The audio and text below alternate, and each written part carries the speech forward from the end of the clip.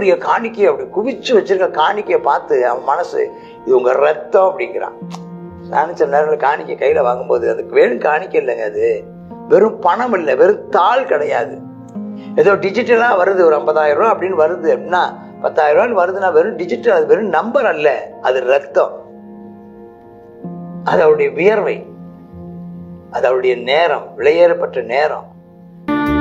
காட்டுப்புறாவின் சத்தம் கேட்கிறதே, என் நேசர் என்னை தேடி வருவார் என்று. கானக்குயிலின் கானம் இசைக்கின்றதே, மன்னவர் சிங்காரமாய் வருவார் என்று. உம்பருகை வரை நான் காத்திருப்பேன், என் விழி இரண்டால் என்றும் விழித்திருப்பேன். உம்பருகை வரை நான் காத்திருப்பேன், என் விழி இரண்டால் என்றும் விழித்திருப்பேன். காட்டுப்புறாவின் சத்தம் கேட்கிறதே, என் நேசர் என்னை தேடி வருவார் என்று. தாயினும் மேலாய் உந்தன் அன்பு உள்ளதே, தந்தையாக நீர் என்னில் வாழ்கின்றீரே.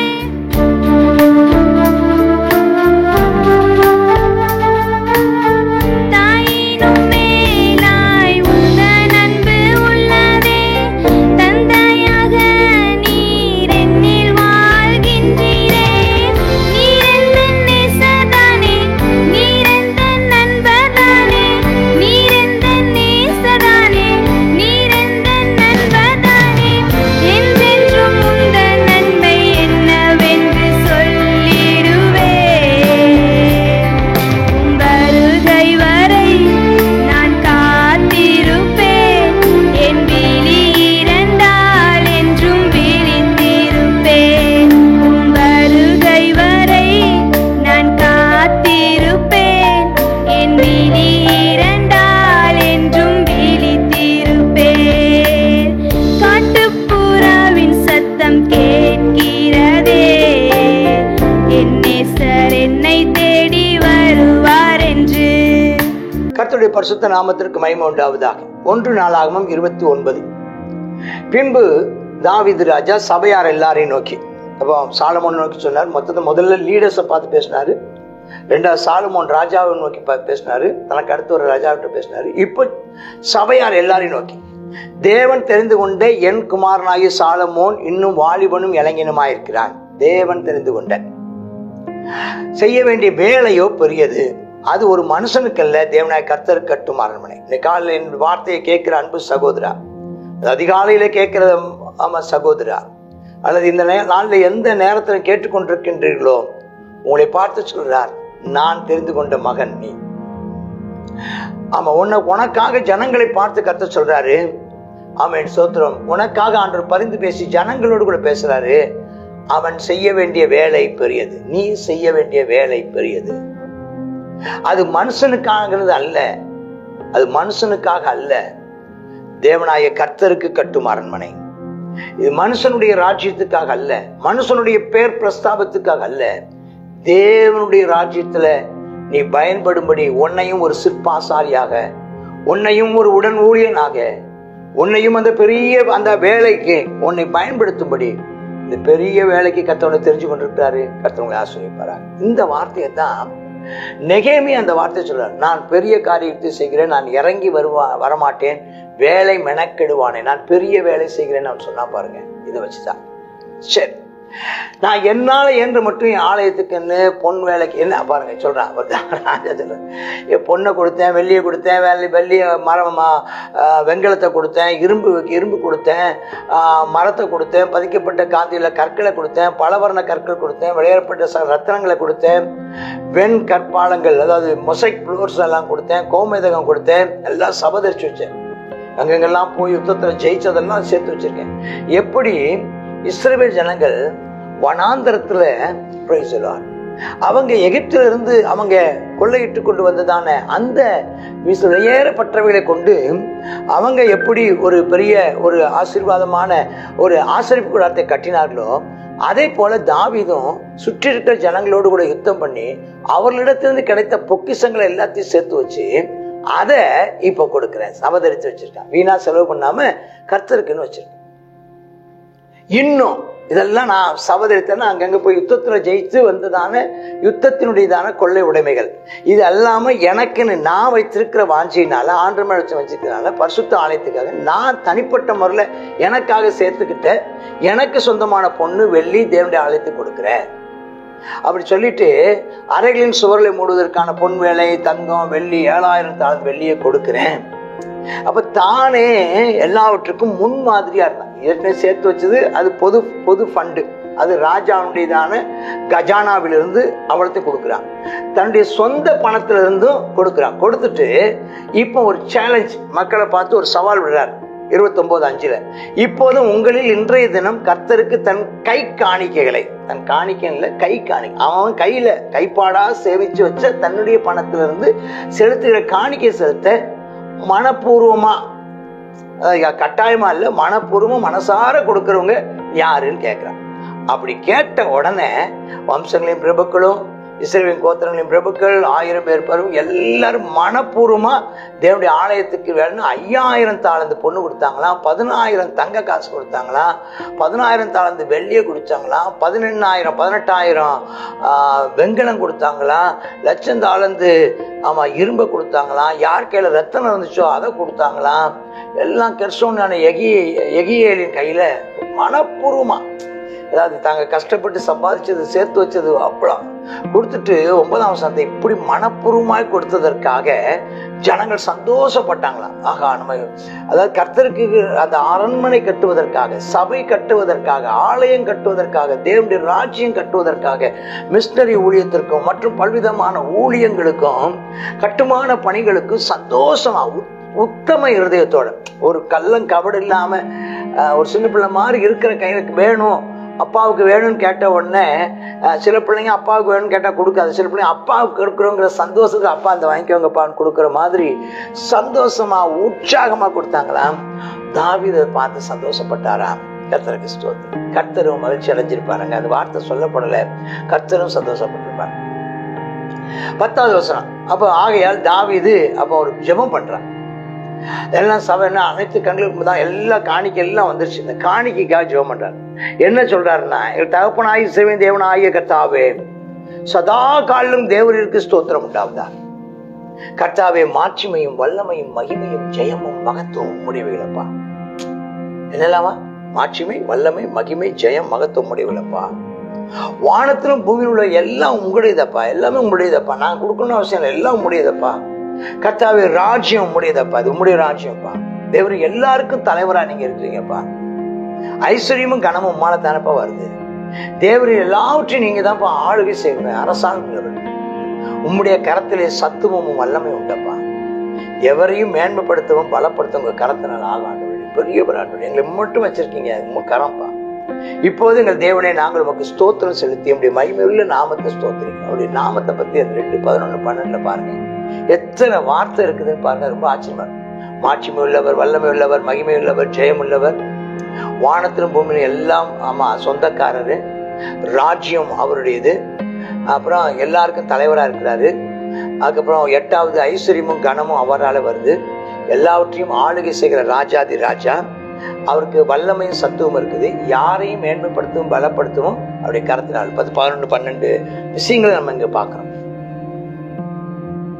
அப்ப சொல்றாருதான் தேவனுடைய நாமம். இந்த வசனம் இதை அடிக்க மனப்பாடம் பண்ணி சொல்லலாம் நீங்க. நாங்கள் நமக்கு ஸ்தோத்திரம் செலுத்தி மகிமையுள்ள நாமத்தை இருக்கிறோம். இப்படி மனப்பூர்வமாய் கொடுக்கும். இந்த மனப்பூர்வங்கிறது எல்லாருக்கும் வராது. இது யாரும் ஒருத்தர் தியாகம் பண்ணுன்னு கேட்க முடியாது. உன் நேரத்தை தியாகம் பண்ணு, உன்னுடைய வியர்வையை தியாகம் பண்ணு, உன் ரத்தத்தை தியாகம் பண்ணுன்னு யாரும் கேட்க முடியாது. அது அவங்க மனப்பூர்வமா மனசார நேரத்தை தியாகம் பண்றவங்க, தங்களுடைய வேலையை தியாகம் பண்றவங்க, தங்களுடைய ரத்தத்தையே தியாகம் பண்றவங்களை பார்க்க சொல்லிட்டு சொல்றாரு, கொடுக்கும் திராணி உண்டாவதற்கு நான் ஏமாத்திரம் ஆண்டவர், நான் இல்லைப்பா, எனக்காக கொடுக்கல, என் ஜனங்கள் ஏமாத்தினப்பா, எல்லாம் உம்மால உண்டானது, உங்க கரத்துல நாங்க வாங்கினோம், நீங்க தான் எங்களை மேன்மைப்படுத்தினீங்க, நீங்க தான் எங்களை பலப்படுது, உங்க கையில வாங்கி உமக்கே கொடுத்தோம். நம்ம தாவீது அதுல ரொம்ப கவனமா இருப்பார். தண்ணியை குடிக்கலன்னு பாருங்களேன், தண்ணியை ரத்தம்னு ஊத்திட்டார். எவ்வளோ பிரயாசப்பட்டு எவ்வளோ முயற்சி எடுத்து எவ்வளோ தியாகம் பண்ணி கொண்டு வந்த தண்ணீரை கர்த்தருக்குன்னு ஊற்றி போட்டவன் அல்லவா, இவ்வளோ பெரிய காணிக்கையை அப்படி குவிச்சு வச்சிருக்க காணிக்கையை பார்த்து அவன் மனசு இது உங்க ரத்தம் அப்படிங்கிறான். நானும் சில நேரங்களில் காணிக்கை கையில வாங்கும்போது அதுக்கு வெறும் காணிக்கை இல்லைங்க, அது வெறும் பணம் இல்லை, வெறும் தாள் கிடையாது. ஏதோ டிஜிட்டலா வருது, ஒரு 50,000 ரூபா அப்படின்னு வருது அப்படின்னா 10,000 ரூபான்னு வருதுன்னா வெறும் டிஜிட்டல், அது வெறும் நம்பர் அல்ல, அது ரத்தம், அது அவருடைய வியர்வை, அது அவருடைய நேரம், விலையேறப்பட்ட நேரம். நான் வாங்குறேன்ப்பா. அப்ப அதனாலதான் சொன்னேன் எனக்கு உரியது. ஐயோ நான் இதை தொட மாட்டேன், இது ரத்தம், இது ஆமென் ஸ்தோத்திரம், அது உம்முடையதாப்பா. உம்முடைய ஜனங்கள் எங்களுக்கு பிதாக்கள் எல்லாரையும் பார்க்கலாங்க, அரதேசியும் பரதேசியமா இருந்தோம். பூமி எங்கள் நாட்கள் நிழலைப்போல இருக்கு, நிலைத்திருப்போம் நம்பிக்கை எங்களுக்கு இல்லை. எங்கள் கர்த்தாவே உடைய பரிசுத்த நாமத்திற்கென்று உமக்கு ஒரு ஆலயத்தை கட்டுறதுக்கு நாங்கள் சபதரிட்டு இருந்த பொருட்கள் எல்லாம் உடைய கரத்திலிருந்து வந்தது, எல்லாம் முடியாது. நாங்கள் இந்த ஊழியத்தில், நாங்கள் இந்த சபை கட்டுற வேலையில, தேவனுடைய ராஜ்யத்தை விரிவாக்குற இந்த வேலையில நாங்கள் இருக்கிற எங்களுக்கு தந்ததான இந்த திறமைகள், எங்களுக்கு தந்ததான இந்த கிருபைகள், எங்களுக்கு தந்ததான இந்த ஞானம், எங்களுக்கு தந்ததான இந்த வசதிகள், தந்ததான இந்த சௌக்கியங்கள், எங்களுக்கு தந்ததான எங்களுடைய வாய்ப்புகள் எல்லாம் உம்முடையது என்று அறிக்கையிடுகிறோம். நீர் இருதயத்தை சோதிப்பீர், உத்தம குணத்துல பிரியமா இருக்கீங்கப்பா. அதான் நீங்க எதுல பிரியங்க, எல்லாருடைய இதயத்தை சோதிச்சு பார்த்து நாங்க இதெல்லாம் உமக்குன்னு செஞ்சதை நீங்க அறிஞ்சிருக்கீங்க, அதுல பிரியமா இருக்கீங்க. இவையெல்லாம் நான் உத்தம மனசோட கொடுத்தேன், ஜனங்களும் உத்தம மனப்பூர்வமா கொடுக்கறத நான் நேரடியா பார்த்தேன். யாரும் கட்டாயப்படுத்தி இந்த வேலையை செய்யல, யாரும் ஆமென் ஸ்தோத்திரம் அதாவது எந்த விதமான உலகப்பிரமான ஆதாயத்துக்காக அவங்க செய்யல, உமக்காக செய்தாங்கப்பா. ஆபிரகாம், ஈசாக்கு, இஸ்ரவேல் எங்கள் பிதாக்களின் தேவனாய் கர்த்தாவே, உடைய ஜனத்தின் இருதயத்தில் உண்டான இந்த சிந்தை, இந்த நினைவு என்றென்றைக்கும் காத்து இருதயத்தை நேராக்கி. இப்போ நான் ஜெபம் பண்றேன், கர்த்தாவே எங்க சபை மக்களுக்கு இன்னைக்கு இந்த வார்த்தையை கேட்டுக்கொண்டிருக்கிறவர்களுக்கு ஆண்டவர் இந்த சிந்தையும், இந்த தேவனுடைய கிறிஸ்துவின் சிந்தையும் தேவராஜ்ய நினைவும் எப்பவும் உங்க இருதயத்துல இருக்கும்படி அங்க இருதயத்தை நேராக்குங்கப்பா. ஆமென் ஆமென். அடுத்து 19 சொல்றாரு, சாலமோன் என் குமாரனாய் சாலமோன் உம்முடைய கற்பனைகளையும் உம்முடைய சாட்சிகளையும் உம்முடைய கட்டளைகளையும் கை கொள்ளும்படிக்கு இவள் எல்லாவற்றையும் செய்து நான் ஆயத்தம் பண்ண இந்த அரண்மனை கட்டுப்படுக்கி அவனுக்கு உத்தம இருதயத்தை தாங்கப்பா. இன்னைக்கு நமக்கு தேவை உத்தம இருதயம். உத்தம கள்ளங்கபடு இல்லாத இருதயம், பொய் சொல்லாத இருதயம், திறந்த மனதோடு இருதயம், உத்தம இருதயம். அதுல ஒரு பழுதும் இல்லை. உத்தமியே, உத்தமனே, உத்தமமான இருதயம். ஏன்னா 5க்கும் 10க்கும் ஆசைப்படாத உத்தம இருதயம். அப்புறம் சபை அனைத்தையும் நோக்கி சொல்றாரு, இப்போது உங்கள் தேவனாய் கர்த்தரை ஸ்தோத்திரம் பண்ணுங்கன்னு எல்லாம் கர்த்தரை உயர்த்தி ஸ்தோத்திரம் ஸ்தோத்திரம் ஸ்தோத்திரம் சொல்றாங்க. எல்லாரும் கர்த்தரை ஸ்தோத்திரத்து தலை குனிந்து ஆமா ஆண்டரை பணிந்து கொண்டாங்க, கர்த்தரையும் ராஜாவையும் பணிந்து கொண்டாங்க. அப்புறம் பழின மறுநாள்ல சர்வாங்க தங்க 1000 காளை, 1000 ஆடு, 1000 ஆட்டுக்குட்டி பலிகளையும் இஸ்ரவேல் அனைத்துக்காக கர்த்தர் செலுத்தினா. எல்லாம் செலுத்தி முடிச்சோன்னா அத்தனை பேருக்குமே வந்திருந்த அத்தனை பேருக்குமே ஆமா ஸ்தோத்திரம் இந்த 1000 காளைகள்ல இருந்து ஒரு துண்டும், ஆட்டுக்கடால இருந்து ஒரு துண்டும், ஆட்டுக்குட்டில இருந்து ஒரு துண்டும் கொடுத்து ஆளுக்கு சும்மா சொல்ல போனா ஒரு ஆளுக்கு 1/2 கிலோ தேடுற மாதிரி அவனுக்கு ஒவ்வொருத்தருக்கும் கறியை கொடுத்து அனுப்பிட்டான். அல்லேலூயா ஸ்தோத்திரம். Meeting ended with amen meet. கூட்டம் ஆசீர்வாதமாக முடிந்தது மட்டனோடு. அல்லேலூயா. இடையில ஜெபம் எல்லாம் வந்துச்சு, காணிக்கையெல்லாம் வாங்கியாச்சு. அவன் கூட்டம் எப்படி ஆரம்பிச்சுதான், கூட்டம் ஆரம்பித்தது மட்டனோடு முடிந்தது. சரி, ரொம்ப சந்தோஷம். இது ஆசீர்வாதமா பண்ணு. அப்புறம் அனாயிட்டட் சாலமோன் எல்லாரும் ராஜாவாக்குறாங்க. அன்றைய மிகுந்த சந்தோஷத்தோட போய் கர்த்தருக்கு போஜனம் பண்ணாங்க. தாவீது குமாரன் சாலமோன் 2வது விஷயம், ஒரு சும்மா சின்னவையும் இதெல்லாம் ராஜாவை ஆனதுக்கு அப்புறம் அப்ப அந்த படுத்து கிடந்தான்னு பாக்குறோம், சுருண்டு கிடந்தான்னு பாக்குறோம். அவன் தான் எழுந்துருந்து பேசலாம். அப்போ அதிபதியாக அவனை ஏற்படுத்தி, அதிபதி அல்லது ராஜா, அதிபதினா எல்லாருக்கும் பொறுப்பானவன், சார்ஜ். அவன் வந்து கர்த்தருடைய சேனைகளின் அதிபதியா செயல்படுறான். அதனால நீங்க நான் சாதாரணமா நினைக்காதீங்க, லீடர்ஸ், ஊழியக்காரங்க அவங்க எல்லாம் அதிபதிகள், தேவனால் ஏற்படுத்தப்பட்ட அதிபதிகள். சார்ஜ் பண்ணிடு, ஆண்டவர்களால் சார்ஜ் பண்ணப்பட்டாங்க. கமாண்ட் ரிசீவ் பண்ணிருக்காங்க. ஆண்டவர்கிட்ட இருந்து அந்த வேலையை செஞ்சு முடிப்பதற்கான சார்ஜ், ரீசார்ஜ் ஆயிருக்காங்க. அபிஷேகம் பண்ணிட்டாங்க.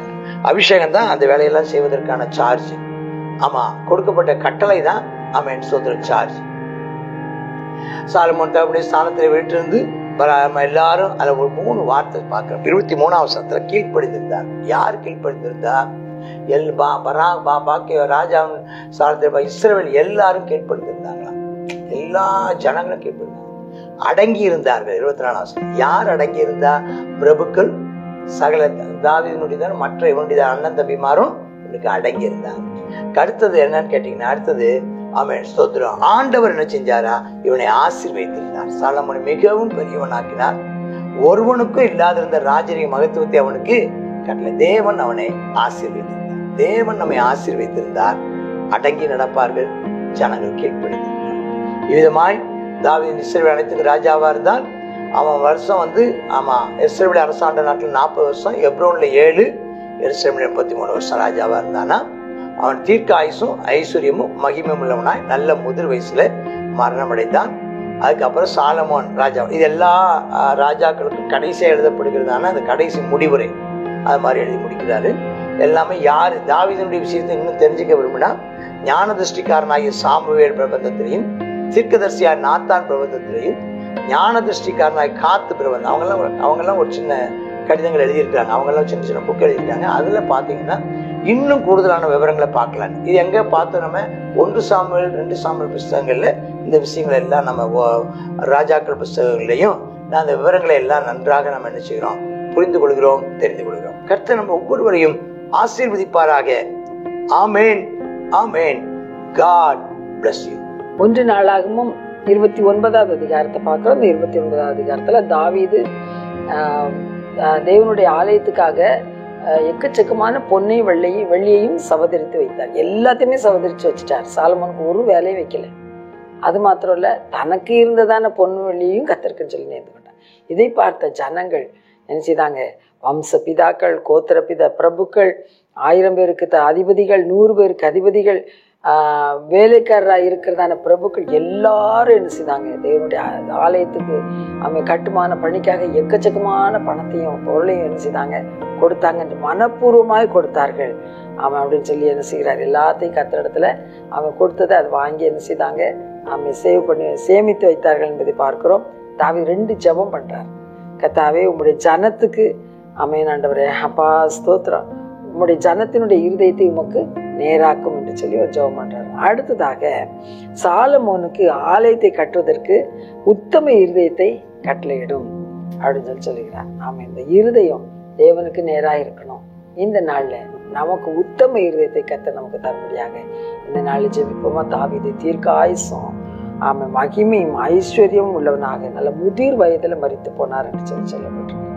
அவன் நம்ம கர்த்தருக்கு பின்பற்றி நடந்தால் கர்த்தர் எல்லாவற்றோடு கூட நல்ல தீர்க்க ஆயுசை தருவார். அவன் முதிர் வயது வரையிலும் கர்த்தர் நம்மை கைவிடாது இருப்பார் என்று சொல்லி பார்க்க ஜெபம் பண்ணுவோமா? அப்பா ஸ்தோத்திர ஆண்டவரே, இந்த நாள்ல அப்பா நாங்கள் உம்முடையவர்களப்பா, எங்களுடையது எல்லாம் உம்முடையது ஆண்டவரே. அப்பா எல்லாம் உம்மாலே வந்தது, உம்முடைய கரத்தினாலே தான் எல்லாமே எங்களுக்கு கிடைத்ததுங்கிறத நாங்க அப்பா அறிந்திருக்கிறோம், அறிக்கை செய்கிறோம். அப்பா உமக்கு நன்றி ஆவியானவரே, ஸ்தோத்திரப்பா. இந்த நாளிலும் எல்லா ஜனங்களுக்கும் கர்த்தாவே அப்பா நல்ல ஒரு உத்தம இருதயத்தை தாரும் ஆண்டவரே. ஆமென். அப்பா உம்மை சேவிக்கத்தக்கதாக கர்த்தாவே ஸ்தோத்திரம். அவர்களுடைய எல்லாருடைய இருதயத்தையும் உமக்கு நீர் நேராக்கி அருள வேண்டுமாய் ஜெபிக்கிறோம் கர்த்தாவே ஸ்தோத்திரம். சாலமோனுக்கு ஜெபித்தது போல கர்த்தாவே ஆமென் அப்பா உம்மை சேவிக்கத்தக்கதாக, உம்முடைய ஆலயத்தை கட்டத்தக்கதாக அப்பா நல்ல உத்தம இருதயத்தை தந்துடுறது போல எங்களுக்கும் உத்தம இருதயத்தை தாரும் ஆண்டவரே. நாங்களும் கர்த்தா எங்களுடைய இருதயத்தை நேராக்கி உண்மையே சேவிக்க எங்களுக்கு கிருபை தாரும் ஆவியானவரே. ஸ்தோத்திரப்பா. உண்மை கர்த்தாவே உமக்கு பணிவிடை செய்ய முடிய ஆலயத்தை கட்டி எழுப்பும் கிருபையும் நீர் கர்த்தாவே எங்களுக்கு நீ தந்திரள வேண்டும் என்று சொல்லி ஜெபிக்கிறோம்.